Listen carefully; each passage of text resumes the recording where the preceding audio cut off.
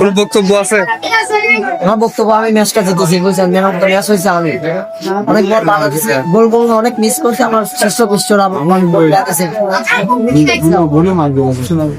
তোমার আজকে অনুভূতি কিরকম পিকনিকের খেলার পর? সে হচ্ছে তাহলে এবার তোমাদের এখান থেকে একটা স্টার বসতেছে না? এই জায়গা এখানে একটা হবে, সামনে এখানে আর কি স্টার ভাগ হচ্ছে নাকি? হ্যাঁ, স্টার ভাগ হচ্ছে। আমি তুমি কইছিলা?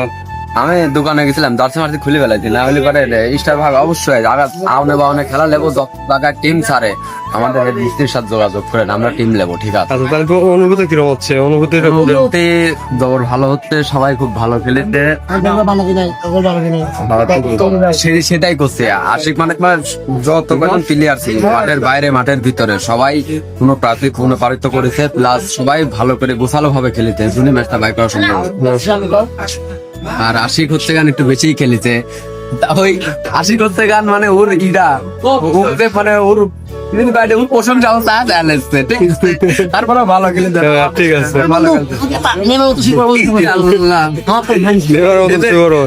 যদিও বাজি সাপোর্ট করে না, তারপরে নেইমারের হচ্ছে গান ও ভক্ত আমার মনে হয় অভিনয় করে। হ্যাঁ কাকা, আপনার অনুভূতিটা কিরকম হচ্ছে? হ্যাঁ, হার জিত সব খেলাতে আছে, তো তারপরেও আমরা মানে উইন হয়েছি, আনন্দ বিষয় তো হইতে পারে। প্লেয়ার গুলো কিরকম খেলেছে এটা একটু বক্তব্য দেন। ভালো খেলেছে, সামনে আর ভবিষ্যতে আগে যাবে। মানে তাদের জন্য আপনি আশাবাদ করতেছেন সামনের সামনে ভালো ভালো খেলা তাদের খেলাবে আশা করে। আপনি কি সামনে খেলাবেন?